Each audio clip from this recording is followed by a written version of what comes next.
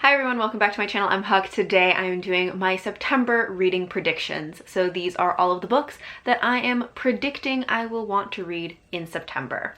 So first of all, I have 3 books that I am definitely going to be reading, and then I have a bunch of other books that hopefully I'll read. We'll see what happens because, you know, mood reading.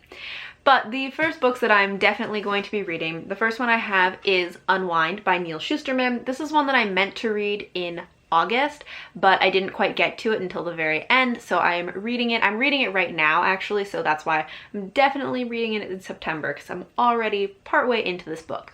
And so this is a YA dystopian that is set in a future of our world in which abortion is illegal, but you can send, up until someone reaches 18, you're able to send your child to be unwound, which means that their bodies are taken apart and used for other things, usually to help people who've lost body parts or need replacement organs or things like that. And so the idea is that because they are unwound and their body parts are still technically kind of alive in another person's body, they're not truly dead. They're still alive. And so unwinding a child is not killing them. It's a weird premise.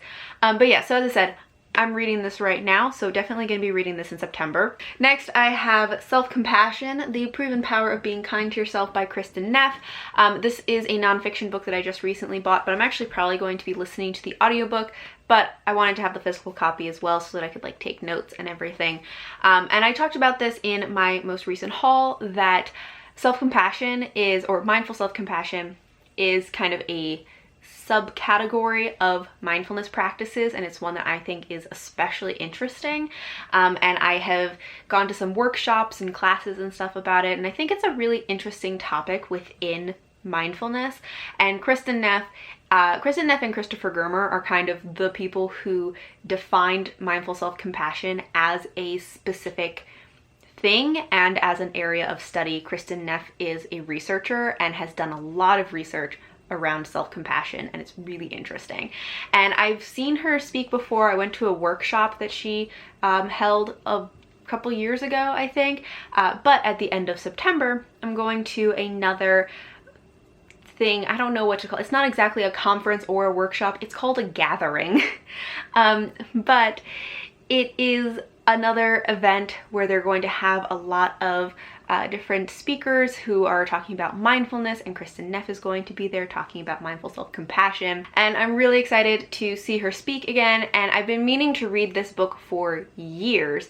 So I thought, you know what, I'm going to be seeing her speak at the end of September, so that'll be a good deadline to give myself to finally read her book. So I'm definitely going to be reading this in September before I go to this mindfulness gathering at the end of the month. And the third book that I'm definitely going to be reading is The Girl in the Tower by Katherine Arden.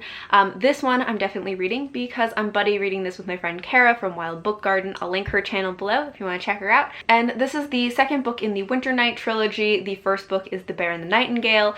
Cara and I have both read The Bear and the Nightingale and we're not big fans of it.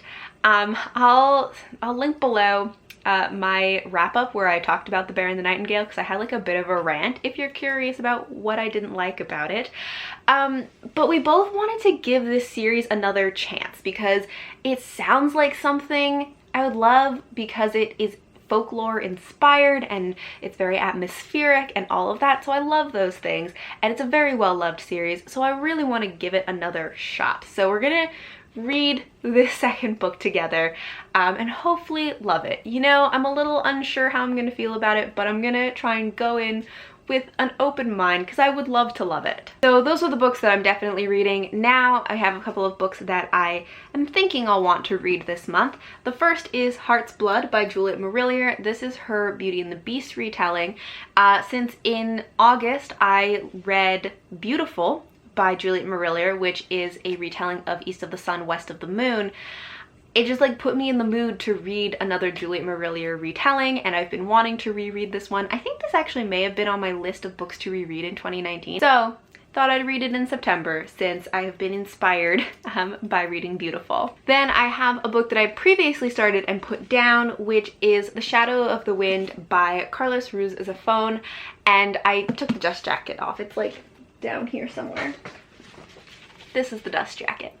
And this is a book that I was reading because I was looking for books about books. It follows a young boy who finds a book that he absolutely loves, but then he can't find any other books by this author. He can't find out any information about this author, and he discovers that there is somebody who is systematically finding and destroying all of the books written by this author. So it kind of sets him off on this mystery. And this one I got, I think maybe like 40% of the way through. I'm like this far into the book. And I just lost interest in it. I like his writing, but I just was not interested in the plot. I put it down, and you know, I'm not sure if I'm gonna DNF it, but I want to give it another shot. I'm probably actually going to try out the audiobook for this because since I was having trouble staying engaged, maybe that'll just make it a little bit easier, but I just want to give this book one last try. I don't want to just DNF it. I want to give it one more chance to decide if I'm going to finish it or not. Then I have two science fiction books, which are actually more like sci-fantasy. I'm realizing that a lot of the science fiction books that I like or I'm interested in are more like a blend of science fiction and fantasy. But I've been in kind of a sci-fi mood recently, which is not a mood that I am usually in, so I thought I'd capitalize on that and read some of the science fiction books that are on my shelf, because I usually kind of just pass over them. So the first one that I have is Mind of My Mind by Octavia Butler. So this is the first book in a series. Actually, there is a prequel to this that was called Wild Seed, and I read Wild Seed like a year or two ago. I don't remember exactly when, and I wasn't in love with it, but the prequel was written after the trilogy was ended, and I've heard that the prequel isn't as good as the rest of the series, so I wanted to give this another try, especially because I read Kindred by Octavia Butler last year, which is a very different story, but same author, and it was one of my favorite books of the year, so I feel like giving this series another chance is definitely worth it. And the premise of this is that there's this man who's immortal, essentially. He may or may not be an alien, I don't totally remember, but over hundreds of years he has been trying to essentially like breed humans together to create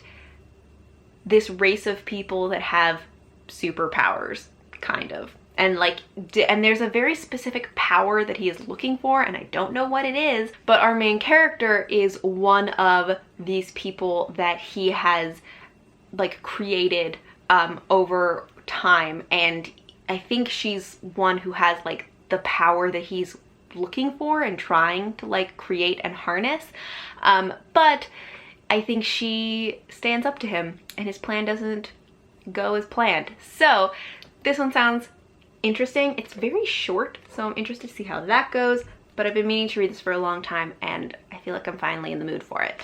And the last book that I have here is Who Fears Death by Nnedi Okorafor.